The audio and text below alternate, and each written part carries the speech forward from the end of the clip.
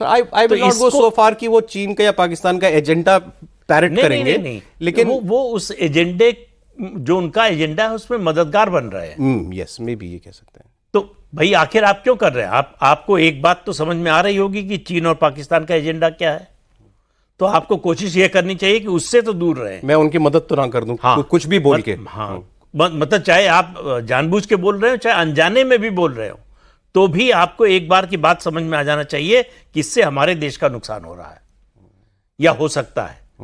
दुश्मन देश का फायदा हो सकता है। जो जनरल साहब ने बात कही, चाणक्य को जो कोट किया कि अगर आप ऐसी कोई बात बोलते हैं जिससे दुश्मन का फायदा हो रहा हो, तो आप अपने देश के साथ तो नहीं है। अब देवेंद्र, कहीं आपको ऐसा लगा, या अभी सीडीएस साहब की बात से, या अपोजिशन या कांग्रेस जो सवाल पूछ रही है इससे, कहीं इस नैरेटिव वॉर में हमें कोई नुकसान हुआ? और उसमें देखिए साहब, जो बंद दरवाजे के अंदर बैठक थी, चाहे ऑल पार्टी मीटिंग हो या फिर पार्लियामेंट्री कमेटी की बैठक थी, उसमें तो ये सारे सवाल आ ही रहे थे, उन सवालों का जवाब ही दिया जा रहा था। दूसरी चीज़, अब वो सारी चीज़ें रिपोर्ट नहीं हो सकती थी।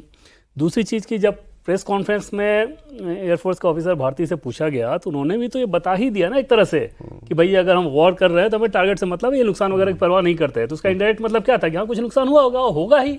अगर वॉर कर रहे हैं तो कैसे संभव है कि नुकसान ना हो। रह गई बात कि नुकसान के पीछे वजह, जैसे बहुत कांग्रेस पार्टी के नेता आजकल ये बात करते हैं, क्या मोदी जी फाइटर प्लेन उड़ा रहे थे, आप अपने एयरफोर्स के अधिकारियों को टारगेट करना चाह रहे हो। सीडीएस ने अगर बताया तो एक चीज़ और समझने की ज़रूरत है कि पहले दिन जो हमने अटैक किया है वो हमारे सामने, हमारे एयरफोर्स के सामने एक कंस्ट्रेंट था।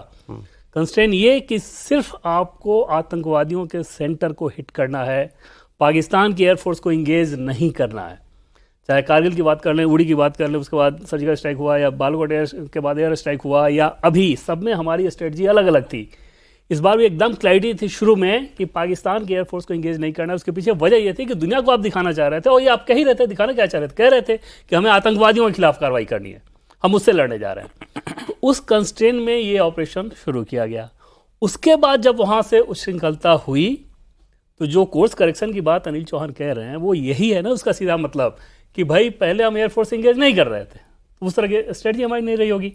उसके बाद जब 2 दिन बाद हमने किया तो हम जहाँ तक जाना था वहाँ तक गए। उस बात को लेके इतना ज़्यादा तंडा बनाने की कोशिश करना, और इसमें किसी भी लेवल पर अगर आप बात कीजिए, चाहे फौज के लोगों से बात कीजिए या फिर ब्यूरोक्रेट से बात कीजिए जो कि नॉन पॉलिटिकल हैं, वो एकदम हैरान हो रहे हैं कि किस तरह के नैरेटिव, इतना बड़ा ऑपरेशन किया गया दुनिया के सामने और कह के किया गया। ये